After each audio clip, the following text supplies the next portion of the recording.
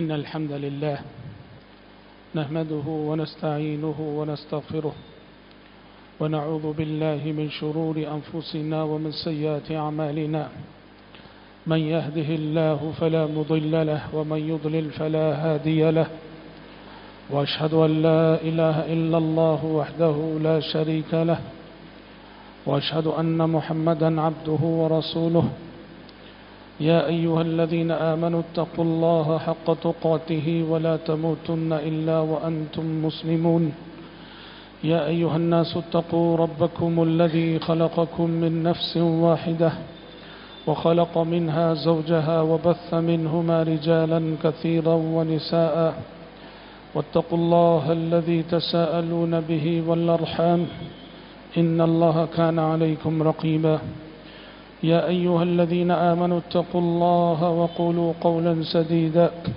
يصلح لكم أعمالكم ويغفر لكم ذنوبكم ومن يطع الله ورسوله فقد فاز فوزا عظيما أما بعد فإن خير الحديث كتاب الله وخير الهدي هدي محمد صلى الله عليه وسلم وشر الأمور محدثاتها وكل محدثة بدعة وكل بدعة ضلالة وكل ضلالة في النار أعوذ بالله السميع العليم من الشيطان الرجيم من همزه ونفخه ونفسه واتل ما أوحي إليك من الكتاب وأقم الصلاة إن الصلاة تنهى عن الفحشاء والمنكر ولذكر الله أكبر والله يعلم ما تصنعون.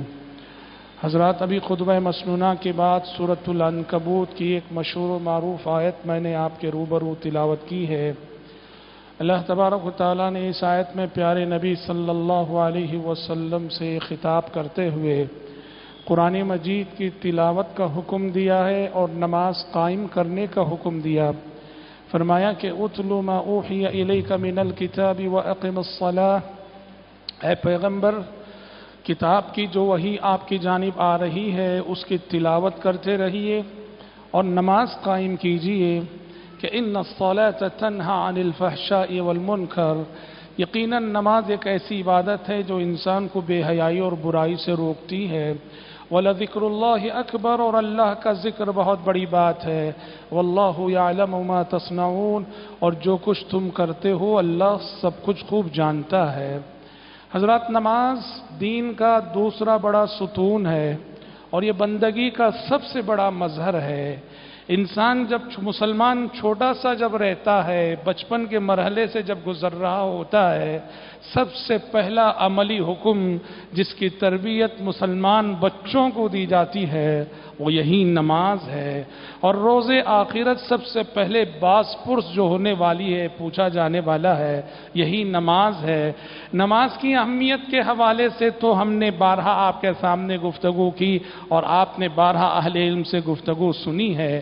آج میں فضیلتوں سے تعلق رکھنے والا پہلو لے کر آپ کی خدمت میں حاضر ہوا ہوں کہ نماز ایک ایسی عبادت ہے جس سے بے شمار فضیلتیں جڑی ہوئی ہیں۔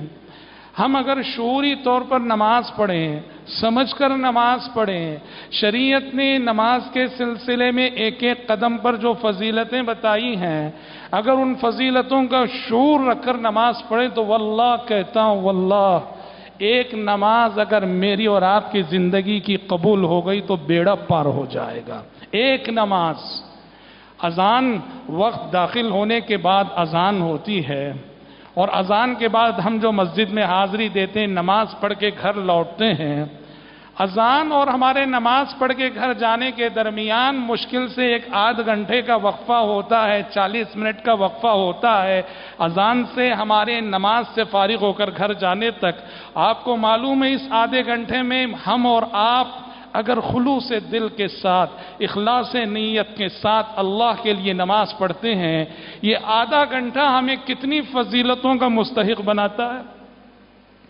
آدھے گھنٹے میں اتنی فضیلتیں ہمیں ملتی ہیں آج انہی فضیلتوں کو میں آپ کے سامنے احادیث کی روشنی میں گنانے جا رہا ہوں۔ واللہ کہتا ہوں آپ یہ فضیلتیں سنیں گے، سنا ہے آپ نے، لیکن ہم نے شعوری طور پر ان فضیلتوں کے سلسلے میں غور نہیں کیا ہے، اور غور کریں گے تو واللہ جیسے میں نے کہا اگر میری اور آپ کی زندگی کی ایک نماز بھی قبول ہوئی تو سبحان اللہ، اللہ کے پاس کتنی بڑی فضیلتیں ہمیں مل جائیں گی۔ نمازی کا سفر شروع ہوتا ہے اذان سے، وقت داخل ہوا اور مؤذن نے اذان دی، حی علی الصلاح حی علی الفلاح کی پکار اس نے لگائی۔ آپ کو معلوم ہے جب ہم اذان سنتے ہیں تو ہمیں 3 باتوں کا حکم ہے۔ اذان کا جواب دینا، اذان کے بعد جواب دینے کے بعد درود پڑھنا، درود کے بعد اذان کی دعا پڑھنا۔ ایک اذان میں آپ جب اذان کا جواب دے کر یہ سب معمولات میں عمل کرتے ہیں آپ کو 4 فضیلتیں ملتی ہیں۔ اذان کا جواب صرف آپ نے دے کر درود پڑھی، دعا پڑھی، 4 فضیلتیں ملتی ہیں۔ پہلی فضیلت پیارے نبی حدیثوں میں فرماتے ہیں جو مؤذن کی اذان سن کر اس کا جواب دیتا ہے، شرط یہ ہے کہ من قلب ہی کہا حدیث میں آپ نے کہ جو الفاظ وہ زبان سے ادا کر رہا ہے، اشہد ان لا الہ الا اللہ اگر زبان کہہ رہی ہے تو دل میں بھی وہی عقیدہ ہونا چاہیے، اشہد ان محمد الرسول اللہ کہہ رہا ہے دل میں بھی وہی عقیدہ ہونا چاہیے۔ تو کہا مؤذن کی اذان کا جواب اگر دل کے یقین کے ساتھ کوئی دیتا ہے دخل الجنہ، اذان کا جواب دینے والا جنت میں داخل ہو جائے گا۔ اذان کا جواب آپ کو دخول جنت کا سبب بن رہا ہے اور آپ کو جنت کا مستحق بنا رہا ہے۔ تو اذان کا جواب دے کر آپ جنت کے مستحق ہوئے، درود آپ نے پڑھی، اور پیارے نبی فرماتے ہیں من صلی علی واحدا صلی اللہ علیہ بہا عشرہ، جو ایک مرتبہ مجھ پہ درود بھیجے اس بندے پر اللہ 10 رحمتیں نازل کرتا ہے۔ پہلے تو آپ جنت کے حقدار ہوئے، پھر درود پڑھ کر اللہ کی 10 رحمتوں کے حقدار ہوئے، پھر آپ نے دعا پڑھی اللهم رب هذه الدعوة التامة والصلاة القائمة آت محمدا الوسيلة والفضيلة وبعثه مقاما محمودا الذي وعدته۔ آپ نے یہ دعا پڑھی تو پیارے نبی فرماتے ہیں حلت له شفاعتی یوم القیامہ، جس نے اذان سننے کے بعد یہ دعا پڑھی اور اللہ سے میرے لیے وسیلے کا مقام مانگا، اور وسیلے کا مقام کیا ہے؟ انها منزلة في الجنة لا تنبغي الا لعبد من عباد اللہ وارجو ان اکون انا ہوا۔ آپ نے فرمایا وسیلہ یہ جنت کا سب سے اونچا مقام ہے جو صرف ایک بندے کو ملنے والا ہے، اور مجھے امید ہے کہ وہ بندہ میں ہی رہوں گا۔ پیارے نبی فرماتے ہیں جو بندہ اذان کی دعا پڑھتے ہوئے آتی محمدا الوسیلہ کہہ کے اے اللہ محمد عربی صلی اللہ علیہ وسلم کو اس مقام وسیلہ کا حقدار بنا دے جو تو اپنے بندوں میں صرف ایک بندے کو دینے والا ہے، پیارے نبی فرماتے ہیں جس نے یہ دعا پڑھی حلت لہو شفاعتی یوم القیامہ، وہ روز قیامت میری شفاعت کا حقدار بن گیا، میں اس کے حق میں سفارش کروں گا۔ پیارے نبی کی سفارش کا جو حقدار ہو جائے روز قیامت اللہ کے فضل سے واللہ اس کا بیڑا پار ہو جائے گا۔ شرط یہ ہے اس شفاعت کو پانے کے لیے شرک نہیں ہونا چاہیے، بھلے سے گناہ ہو ہمارے نامہ اعمال میں، شرک اگر نہ ہو تو یہ اسباب شفاعت اگر ہم ان کو اپنا لیں پیارے نبی کی شفاعت ہمیں جنت کا حقدار بنائے گی۔ یہ تیسری فضیلت ہے، پیارے نبی کی سفارش کے حقدار ہم بنتے ہیں۔ چوتھی فضیلت جو اذان سے جڑی ہوئی ہے دعا کی قبولیت۔ صحابہ نے ایک مرتبہ پیارے نبی سے کہا یا رسول اللہ ان المؤذنین یفضلوننا، اے اللہ کے نبی یہ اذان دینے والے جو مؤذن حضرات ہیں کیا فضیلت ہے ان کی؟ یہ فضیلت میں ہم سے بہت آگے بڑھتے جا رہے ہیں کہ دن میں 5 وقت وہ صدائے توحید بلند کرتے ہیں اور اللہ کے پاس ان کا مقام اور مرتبہ ہی کچھ ہے۔ پیارے نبی نے کیا فرمایا جانتے ہیں؟ کہا کہ ان کے مقام اور مرتبے کو پانے کا تمہارے پاس ذریعہ یہ ہے کہ قولوا کما یقولون، قل کما یقولون، مؤذن کی اذان کا جواب دو، فَإِذَا انْتَهَيْتَ فَسَلْتُعْتَ، جب اذان کا جواب دے کر فارغ ہو جاؤ تو جو مانگنا ہے رب سے مانگو، دیے جاؤ گے، تمہاری دعائیں قبول ہوں گی۔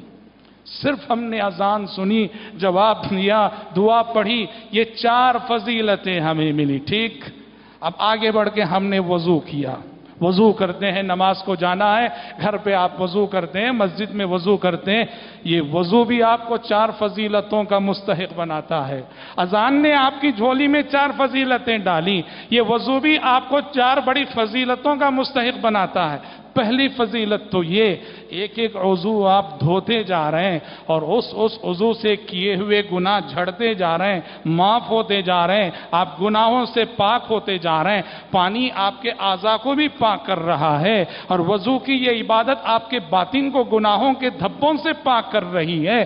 تو وضو آپ کر رہے ہیں، پانی کے ساتھ ساتھ، پانی کے ایک ایک قطرے کے ساتھ ساتھ آپ کے گناہ جھڑ رہے ہیں اور آپ کے گناہ معاف ہو رہے ہیں. اچھا، اس کے بعد جیسے جیسے آپ وضو کرتے ہیں، یہ وضو کی عبادت آپ کے لیے رفع درجات کا ذریعہ بنتی ہے. وضو کرنے والے بندوں کے درجات بلند ہوتے ہیں. پیارے نبی نے فرمایا، الا ادلکم الا یمحو اللہ بہ الخطایا ویرفع بہ الدرجات اسباغ الوضوء علی المکارہ. اے لوگوں، کیا میں تمہیں ایسا عمل نہ بتاؤں جو عمل تمہارے درجات کو بہت بلند کر دیتا ہے، تمہارے گناہوں کی معافی کا سبب بنتا ہے؟ کہا ضرور بتائیے اللہ کے نبی. آپ نے فرمایا، اسباغ الوضوء علی المکارہ، ناگواری کے باوجود وضو مکمل کرنا. ناگواری کا مطلب کیا ہے؟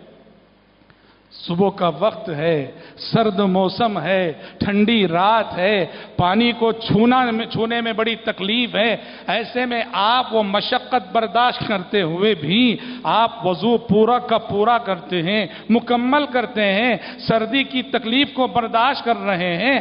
تو یہ جو تکلیف آپ نے برداشت کی، یہ آپ کے درجات کی بلندی کا سبب بنے گی. تو وضو میں پہلے تو گناہوں کی معافی، دوسرے رفع درجات، اور تیسری چیز کیا حاصل ہوتی ہے؟ تیسری فضیلت، جن اعضائے وضو کو ہم دھلتے ہیں، صاف کرتے ہیں، یہ اعضائے وضو روشن ہونے والے ہیں. یہ حقیقت میں وضو ہمیں زیور سے آراستہ کر رہا ہے. پیارے نبی نے حدیث میں فرمایا ہے کہ ان امتی یأتون یوم القیامت غرا محجلین من اثر الوضو، کہ میرے امتی کل روز قیامت اس حالت میں آئیں گے کہ اعضائے وضو چمک رہے ہوں گے، اعضائے وضو روشن رہیں گے.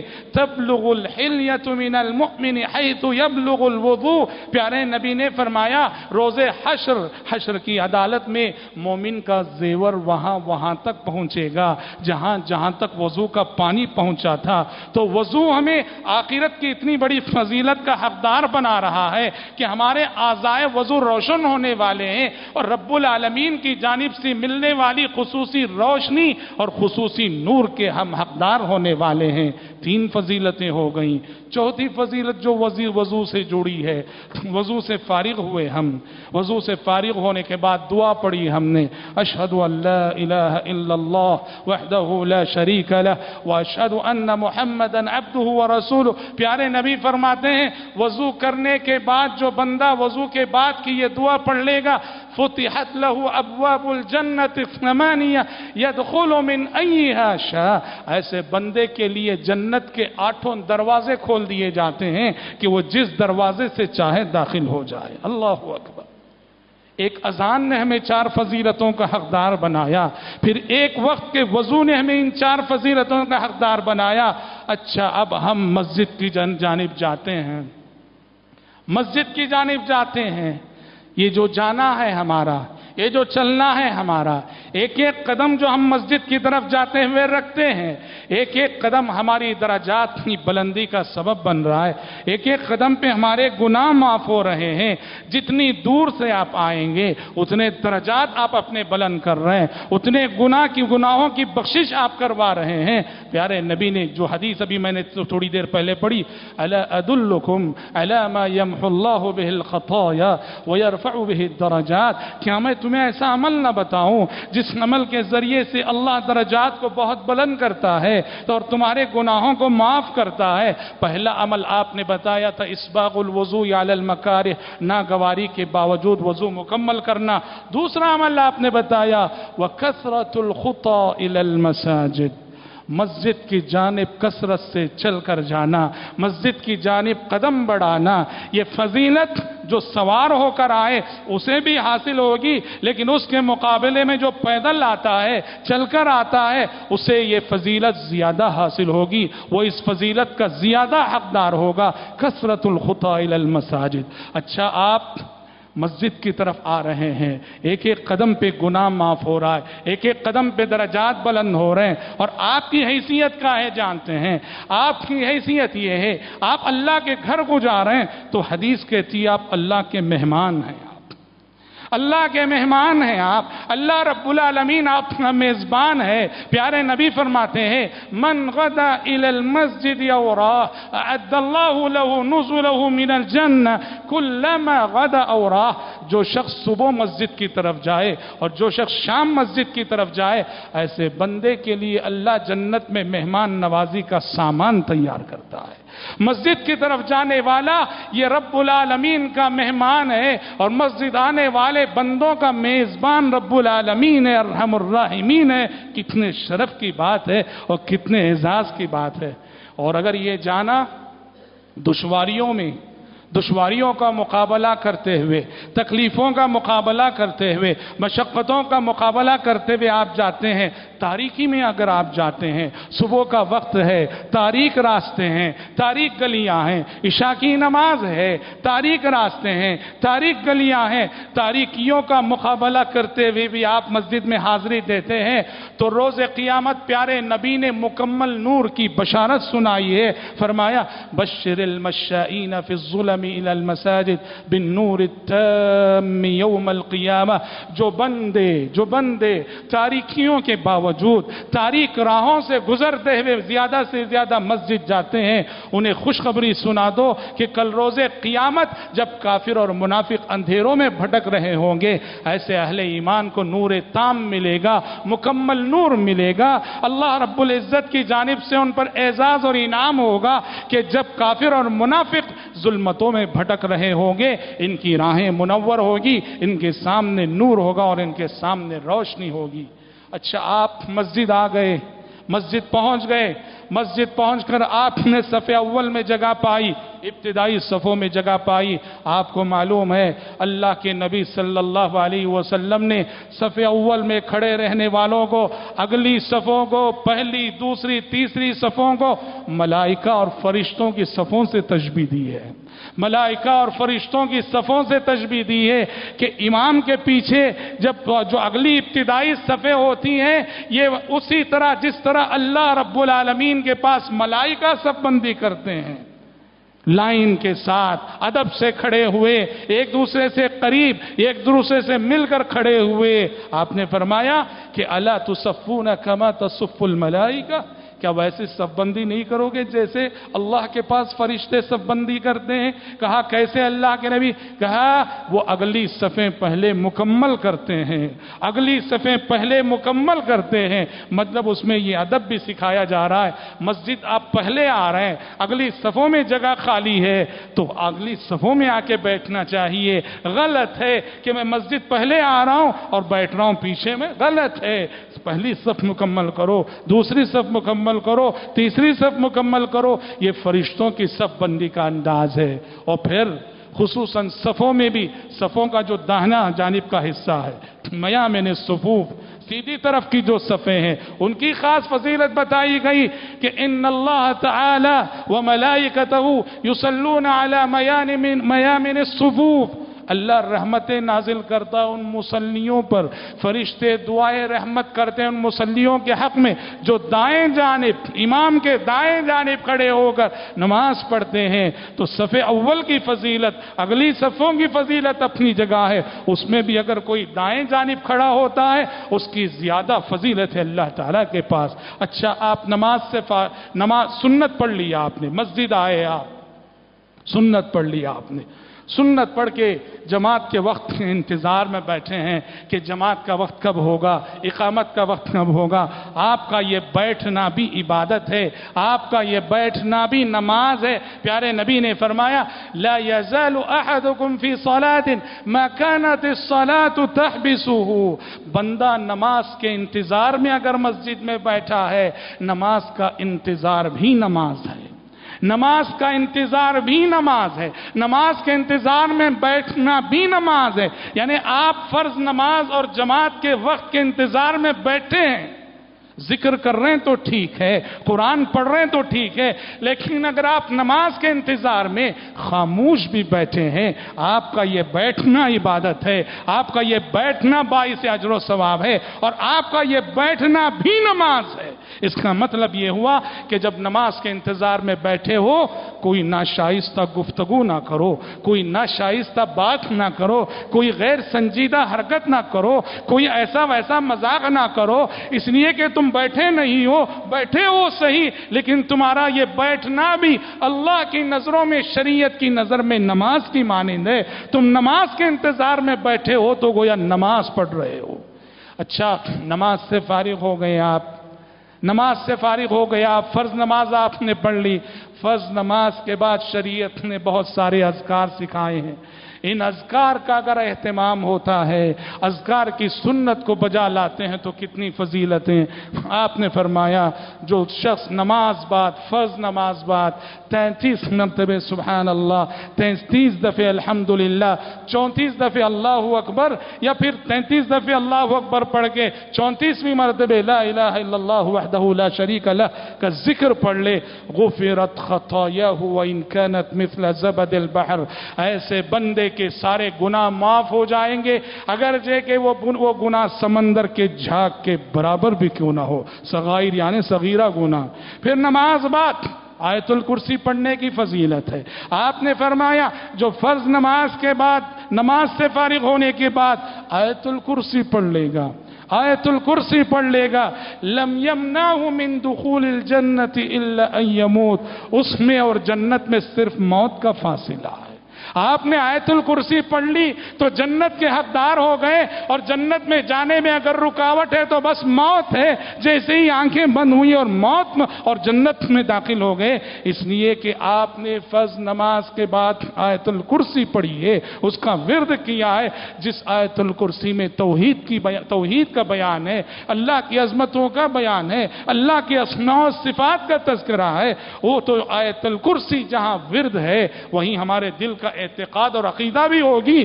تو لم یمنعہ من دخول الجنت الا ان یموت، صرف موت کا فاصلہ ہے، ادھر آنکھیں بند ہوئی اور ادھر بندہ جو ہے جنت کے ماحول میں داخل ہو گیا۔ اچھا، نماز کے اذکار سے آپ فارغ ہوئے، نماز کے اذکار سے فارغ ہونے کے بعد جب تک آپ مسجد میں بیٹھے ہیں، جب تک آپ مسجد میں ہیں، اس وقت تک ملائکہ اور فرشتے آپ کے حق میں دعا کر رہے ہیں۔ ملائکہ جو ہے اس بندے کے حق میں دعا کرتے رہتے ہیں جو مسجد میں بیٹھا ہوا ہے، کہتے ہیں اللہم اغفر لہ اللہم ارحمہ۔ حدیث کے الفاظ ما دام فی مصلاہ الذی صلی فی، نماز پڑھنے کے بعد آدمی جب تک اس جگہ بیٹھا رہے جس جگہ نماز پڑھی، فرشتے دعا کرتے رہتے اس کے حق میں، اے اللہ اس بندے کی مغفرت فرما دے، اس بندے پہ رحم فرما دے۔ اس کو دو طرح سے سمجھا گیا۔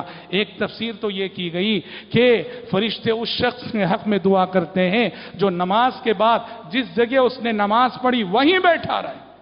دوسری تفسیر یہ کی گئی نہیں، مصلی سے مراد صرف وہ ایک جگہ نہیں، پوری مسجد۔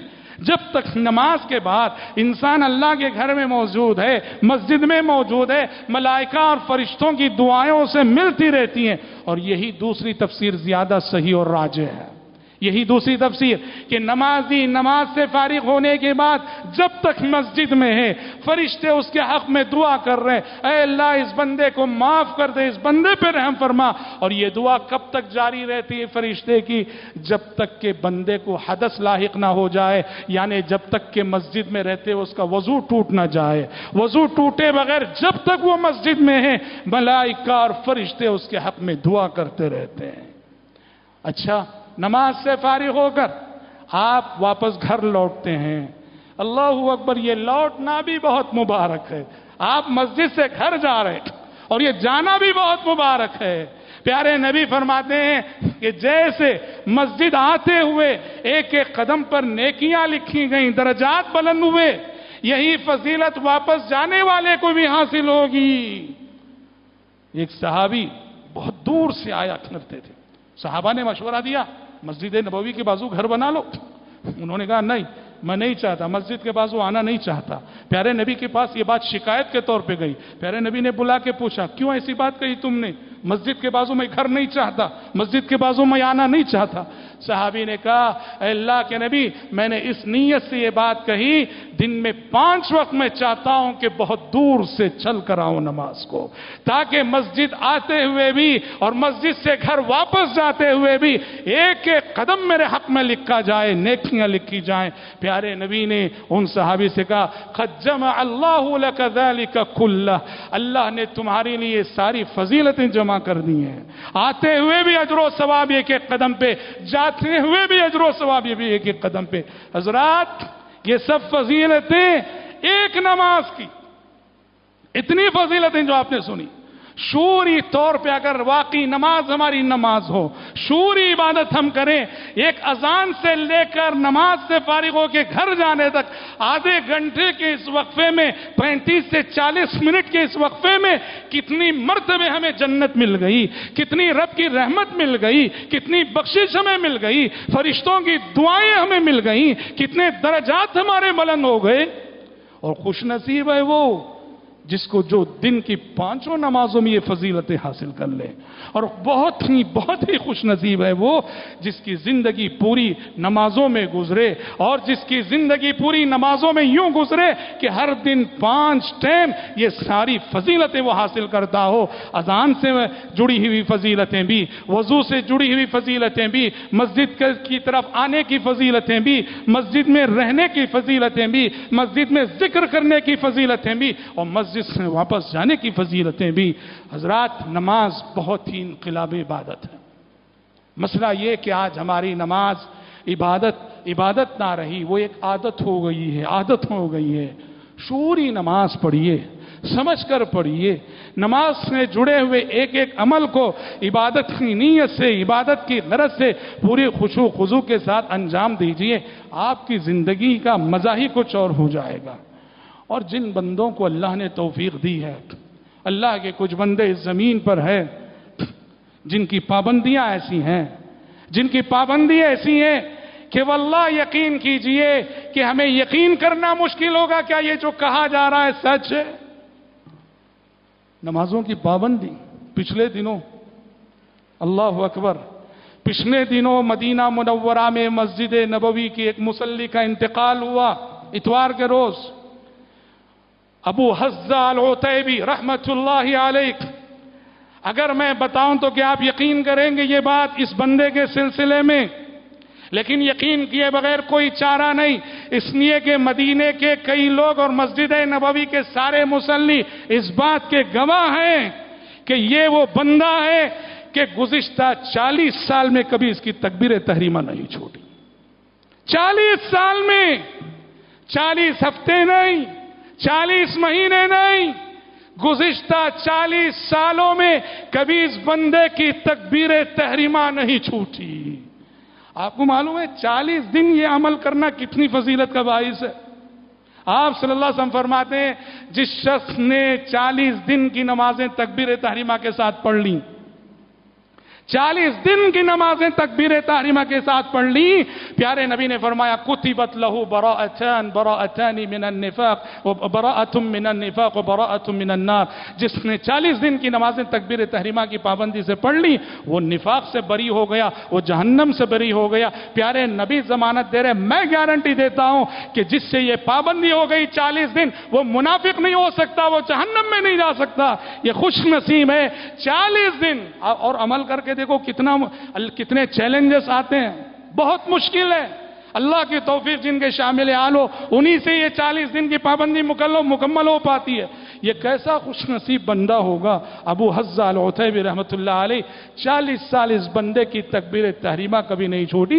سوشل میڈیا پہ کافی یہ خبر عام ہوئی اور آپ میں سے بہت ساروں نے دیکھا بھی ہوگا۔ یہ اور بات ہے کہ یہ خبر عربی میں رہنے کی وجہ سے شاید آپ سمجھ نہ پائے ہوں۔ رب العزت سے دعا ہے کہ پروردگارہ مجھ کہنے والے کو بھی اور آپ سبھی سننے والوں کو بھی ایسے نمازی بندوں میں شامل فرمائے، نماز کا ایسا اہتمام کرنے کی اللہ تعالی ہم سب کو توفیق عطا فرمائے۔ اللہم آمین۔ خطبے کے اختتام پر حضرات میں اعلان کر کے اپنی گفتگو ختم کرتا ہوں۔ عرصہ ہوا لاک ڈاؤن جب سے شروع ہوا ہے، یہاں ڈائلیسس الحمدللہ دیکھیے ڈائلیسس کے لیے آپ تعاون دیتے تھے، حالانکہ پچھلے 5-6 مہینوں میں ممبر سے کبھی اعلان نہیں ہوا، لیکن ڈائلیسس کا تعاون باقاعدہ مریضوں کو ہر ماہ ہماری 4 مینار ٹرسٹ بورڈ کے تحت دیا جاتا رہا۔ اب کافی دشواریاں ہیں، تو آپ سب سے گزارش ہے کہ آپ جو ڈائلیسس کے مریضوں کا پہلے تعاون کرتے تھے آج بھی تعاون کرتے ہوئے جائیے۔ 2 لاکھ کے قریب اس کا خرچ ہے۔ اللہ تعالیٰ آپ کے صدقات و خیرات کو قبول فرمائے، آمین۔ بارک اللہ لنا ولکم فی القرآن العظیم ونفعنا وإياكم بما فيه من الآيات والذكر الحكيم إنه تعالى جواد كريم ملك بر رؤوف رحيم رب حليم۔